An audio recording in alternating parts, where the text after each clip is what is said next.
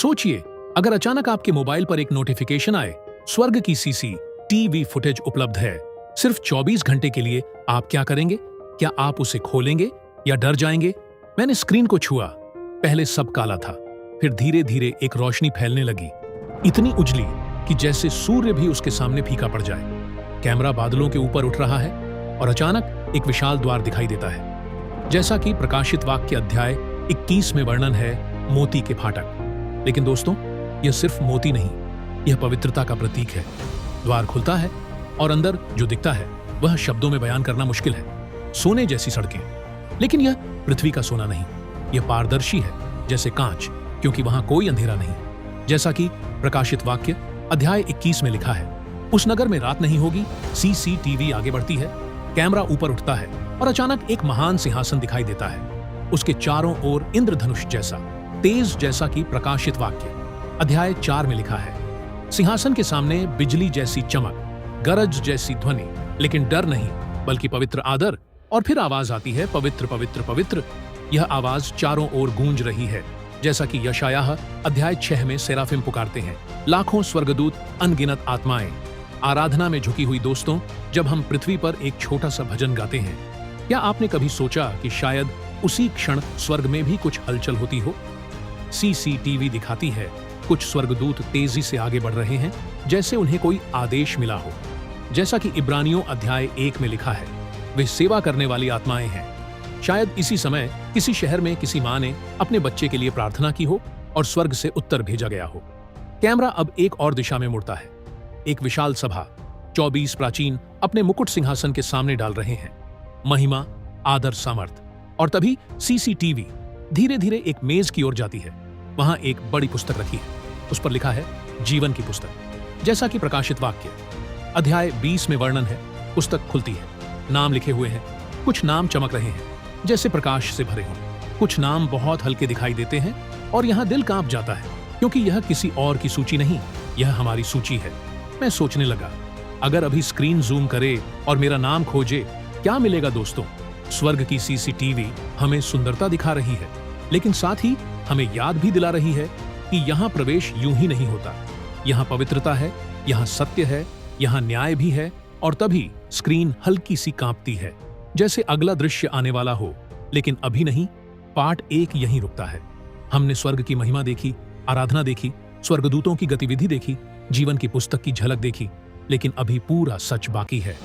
Part 2, नरक की CCTV footage, वह दृश्य जिसे कोई देखना नहीं चाहता। स्क्रीन अचानक काली हो जाती है, कुछ क्षण के लिए बिल्कुल सन्नाटा, फिर एक भारी सी आवाज जैसे दूर कहीं गरज रही हो। सीसीटीवी नीचे की ओर गिरती हुई दिखाई देती है, जैसे प्रकाश से अंधकार की तरफ यात्रा हो रही हो। और अचानक धुआं, गर्मी, घुटन। यह वैसा अंधेरा नहीं है जैसा रात में होता है, यह ऐसा अंधेरा है जिसमें आशा नहीं है। सीसीटीवी स्थिर होती है और पहली आवाज सुनाई देती है, पानी, मुझे एक बूंद पानी दे दो। जैसा कि लूका अध्याय 16 में धनी मनुष्य पुकारता है, लेकिन यहां कोई उत्तर नहीं। सीसीटीवी दिखाती है, आग की झील जैसा कि प्रकाशित वाक्य अध्याय 20 में लिखा है। लेकिन दोस्तों, यह केवल आग की कहानी नहीं, यह पश्चातावे की कहानी है। कुछ आत्माएं बार बार वही शब्द दोहरा रही हैं, काश काश मैंने सुना होता, काश मैंने समय रहते विश्वास किया होता। सीसीटीवी एक कोने में झूम करती है, कोई अपनी स्मृतियों को देख रहा है, जैसे पृथ्वी का जीवन बार बार उसके सामने चल रहा हो। उसे वह दिन याद है जब किसी ने उसे सत्य बताया था, उसे वह रात याद है जब उसने प्रार्थना करने का सोचा था लेकिन टाल दिया। दोस्तों, यह दृश्य डरावना इसलिए नहीं क्योंकि यहाँ आग है, यह डरावना इसलिए है क्योंकि यहाँ दूसरा मौका नहीं। सीसीटीवी दिखाती है, कुछ आत्माएं एक दूसरे को देख रही हैं, लेकिन किसी को दिलासा देने की शक्ति नहीं। यहाँ मित्र नहीं, यहाँ परिवार नहीं, यहाँ परमेश्वर की उपस्थिति नहीं। और तभी एक छाया दिखाई देती है, वह जो पृथ्वी पर लोगों को बहकाता था, वह जो झूठ का पिता कहलाता है। लेकिन अभी वह भी प्रतीक्षा में है, क्योंकि अंतिम न्याय अभी होना बाकी है। स्क्रीन पर हलचल होती है, जैसे यह स्थान भी किसी बड़े फैसले का इंतजार कर रहा हो। दोस्तों, सीसीटीवी का यह हिस्सा हमें झकझोर देता है। हम सोचते हैं क्या यह सच है, लेकिन बाइबल चेतावनी देती है कि यह वास्तविकता है। और फिर स्क्रीन अचानक स्थिर हो जाती है, जैसे कोई कह रहा हो, यह अंत नहीं, अभी न्याय बाकी है। पार्ट 3, न्याय का दिन, महान श्वेत सिंहासन। स्क्रीन फिर से जल उठती है, इस बार न स्वर्ग की आराधना है न नरक की चिल्लाहट, बस एक विशाल खाली स्थान, जैसे पूरी सृष्टि सांस रोके खड़ी हो। और अचानक एक महान श्वेत प्रकाश फैलता है, जैसा कि प्रकाशित वाक्य अध्याय 20 में लिखा है। एक महान श्वेत सिंहासन CCTV झूम करती है। धरती और आकाश जैसे पीछे हटते दिखाई देते हैं। अब सिर्फ सिंहासन है और उसके सामने अनगिनत आत्माएं। कोई अमीर था, कोई गरीब, कोई प्रसिद्ध, कोई अनजान, लेकिन यहाँ सब समान है। एक पुस्तक खोली जाती है, फिर दूसरी, फिर एक, और हर कर्म लिखा हुआ है, हर शब्द, हर विचार, हर छुपी हुई बात। दोस्तों, यह वह क्षण है जब कोई भी बहाना काम नहीं करता। जैसा कि मत्ती अध्याय 25 में लिखा है, भेड़ों और बकरियों को अलग किया जाएगा। CCTV दिखाती है। कुछ लोग आत्मविश्वास से खड़े हैं क्योंकि उन्होंने विश्वास किया था। कुछ लोग कांप रहे हैं क्योंकि उन्होंने समय को हल्के में लिया था। और तभी सिंहासन पर बैठा हुआ वह चेहरा स्पष्ट होता है। वही जिसने प्रेम सिखाया, वही जिसने क्षमा दी। जैसा कि यूहन्ना अध्याय 14 में कहा, मैं मार्ग हूं, सत्य हूं, जीवन हूं। आज वह मार्ग का द्वार भी है और न्याय का निर्णय भी। एक नाम पुकारा जाता है, जीवन की पुस्तक खोली जाती है, नाम वहां है और उस आत्मा के चेहरे पर शांति आ जाती है।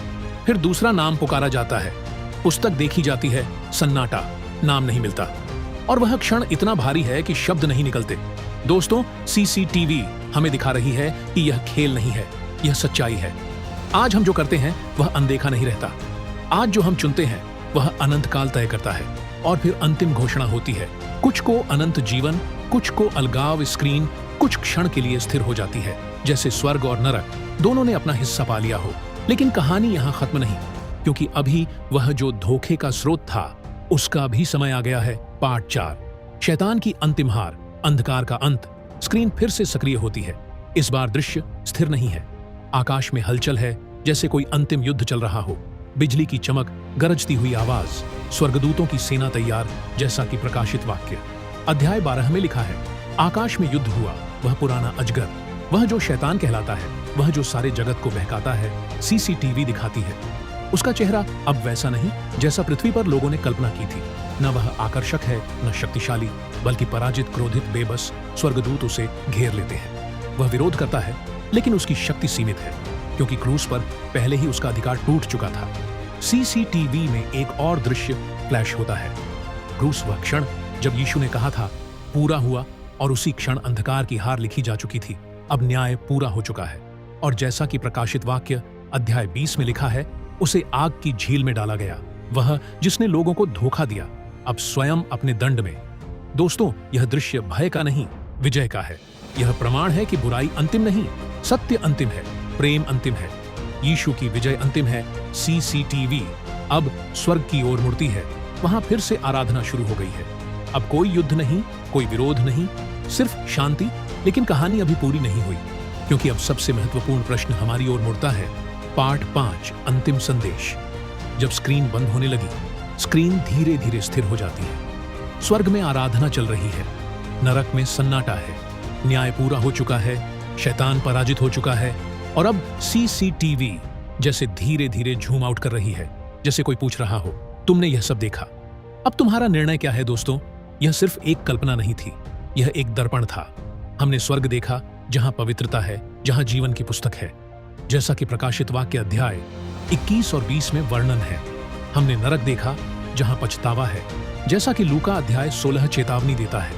हमने न्याय देखा, जहां हर कर्म का हिसाब है, जैसा कि मत्ती अध्याय 25 बताता है। और हमने देखा कि अंत में बुराई की हार निश्चित है।